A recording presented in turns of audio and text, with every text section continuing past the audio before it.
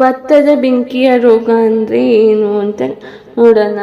ಭತ್ತದ ಬೆಂಕಿಯ ರೋಗ ಹೇಗೆ ನಮಗೆ ಕಂಡುಹಿಡಿಬೋದು, ಯಾವ ಥರ ಬರುತ್ತೆ? ಒಂದು ಭತ್ತದ ಗಿಡವನ್ನು ನೋಡಿದ್ರೆ ಅದ್ರ ಹತ್ರ ಎಲೆಗಳನ್ನ ಅಬ್ಸರ್ವ್ ಮಾಡಬೇಕು. ಫಸ್ಟು ನಾವು ಅಬ್ಸರ್ವ್ ಮಾಡಿದಾಗ ಅದು ವಜ್ರಾಕಾರದ ರೀತಿಯಲ್ಲಿ ಇರುತ್ತೆ. ಎಲೆಗಳ ಮೇಲೆ ವಜ್ರಾಕಾರದ ರೀತಿಯಲ್ಲಿದ್ದಾಗ ಅದು ಸುತ್ತಲೂ ನಮಗೆ ಡ್ರೈ ರೀತಿ ಎಲೆಗಳೆಲ್ಲ ಡ್ರೈ ಆಗಿರೋ ರೀತಿ ಕಂಡು ಬರುತ್ತೆ. ಕಲರ್ ಚೇಂಜ್ ಆಗಿರುತ್ತೆ, ಬ್ರೌನ್ ಕಲರ್ ಆಗಿರುತ್ತೆ. ಅದು ಮತ್ತು ಕಾಂಡದಲ್ಲಿ ಬ್ಲ್ಯಾಕ್ ಕಲರ್ ಆಗಿ ಅದೂ ಉದ್ರೋಗುತ್ತೆ.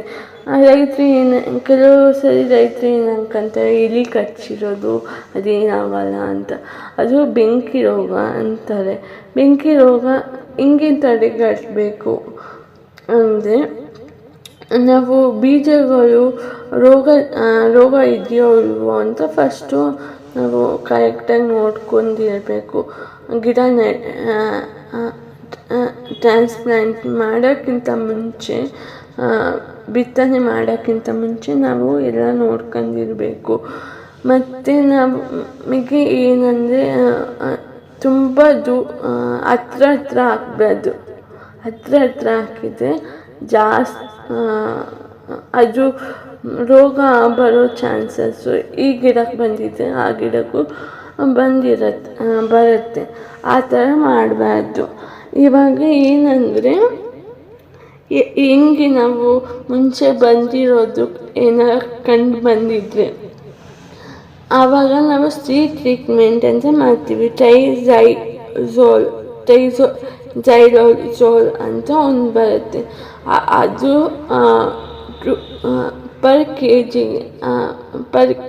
ಪ್ರತಿ ಕೆ ಜಿಗೆ 2 ಗ್ರಾಮು ಏನಾಗಬೇಕು,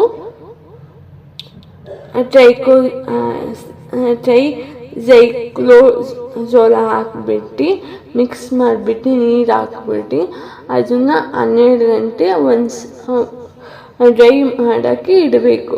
ಇಟ್ಟಾದಮೇಲೆ ಅದು